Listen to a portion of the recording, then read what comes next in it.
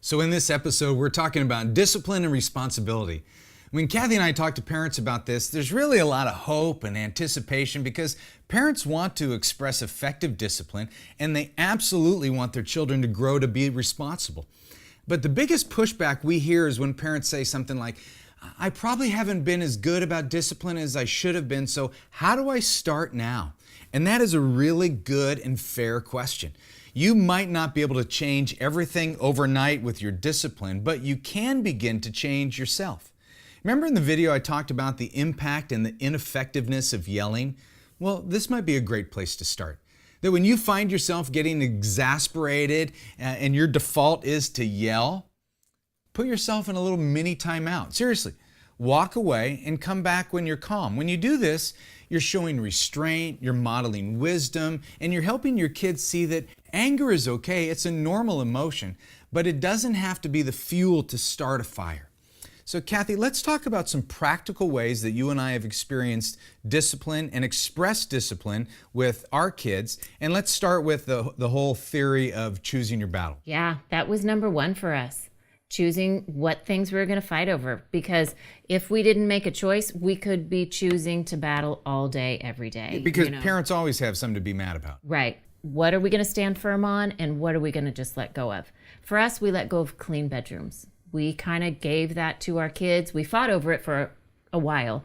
And then maybe we just lost that battle and we're trying to say we chose the battle. But we gave that up. We just thought this Early on, go ahead, live and shut your door. And but some parents hear that is going to drive them crazy. But for us, we decided you're going to figure it out. They all went to college. They had roommates. They had to figure it out. But we weren't going to battle over that. We didn't battle over long hair.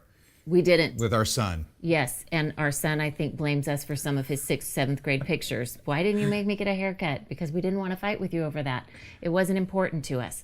And so there are some things that I think also you have to choose your battle, and then you have to stand firm as a parent against other parents or against your own parents. That, even if my mom would have looked at our son weird, like, why is his hair so long, or questioned our decision on that, we could have said, it's just not something we want to fight about. It's his hair. He's going to look back and be embarrassed of those pictures, and we're fine with that. That's it's not actually something. Such a gem. It's so brilliant that so many parents actually parent for the approval of other people and discipline for the approval of other people. And you were the one that really brought that saying, go, hey, who cares what they think? Yeah. These are our kids. We have to parent them, and we're gonna choose our battles, and we're not going to make that a battle.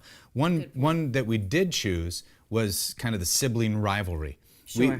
That would trigger us when our kids would argue and fight, which is natural in any home, but we made a big deal out of that. When they were real little, I would make them hug it out. Oh, so funny.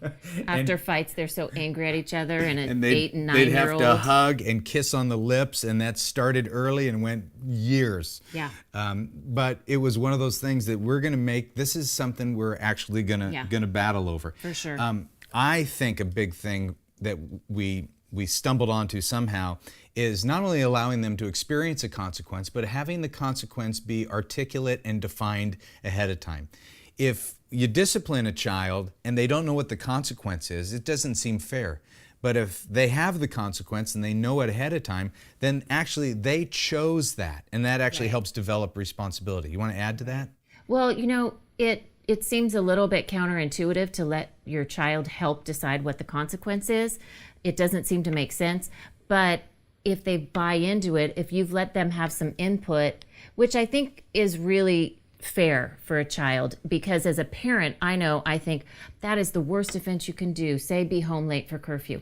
That's horrible. I don't know if you're dead in the street and you've gotten in a car accident. I don't know what, my mind goes a million places. But for both, I think that, I would want to say, you put me in so much stress that I want you to stay home for the next 4 weekends. Which is quick fix, default, anger. Here's my reaction to my uncomfortable feeling. So instead of that, let's talk about it, because it's not okay for you to be home late. I'm sorry, you can't be home late. That causes too much distress on the family.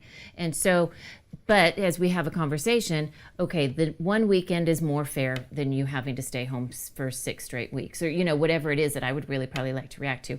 So when they come home a bit after their curfew, I remember you used to just kind of smile and greet them at the door, and they knew they were home Yeah. next weekend. Glad you were safe, and Yeah. bummer that you got to stay home with me and Mom. Yeah. And even though they helped create that consequence, it wasn't like they ever applauded me. Oh, Dad, thanks. What a great disciplinarian. If we would have forgot about it, I'm sure they would have they wouldn't have said anything. They wouldn't have held themselves Well, accountable. one of the other things that we kind of stacked hands on when it comes to discipline, we chose not to shame our kids. So we didn't yell at them, we didn't attack them from a distance. We would go and remove them from a situation, take them out of the room, take them away from their friends or other families, get on their eye level, and have a conversation about their behavior or what was going on. It's so much easier to yell across the room when you see your kid doing something wrong, and just stay in your comfortable seat and just yell, "Hey, stop that," or whatever it is, and you're going to go to timeout. You know, they're 50 feet away. If you want to see quick fix parenting, go to a McDonald's Playland and just watch from a distance, because you Sure. see quick Yep. fix parenting. Yep. Let's talk specifically about responsibility. One of the things that Cathy and I believe that when it comes to teaching kids to be responsible young adults is that they have to experience their consequences. Parents are so quick to save them, and even when they're little and they forget their lunch, what do we want to do?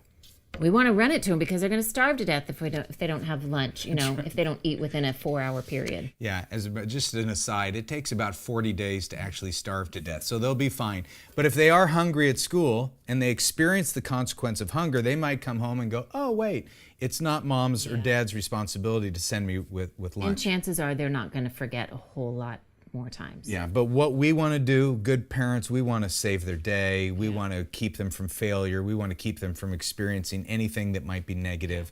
Well, you know what? And homework even is one more extension of that, because it's another reflection of you.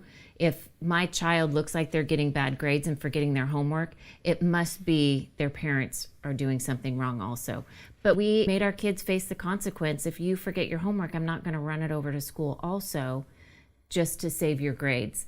You can suffer with a missed assignment or here and there if you forget. And they choose not to forget their homework so often. Yeah, discipline, responsibility, big issues.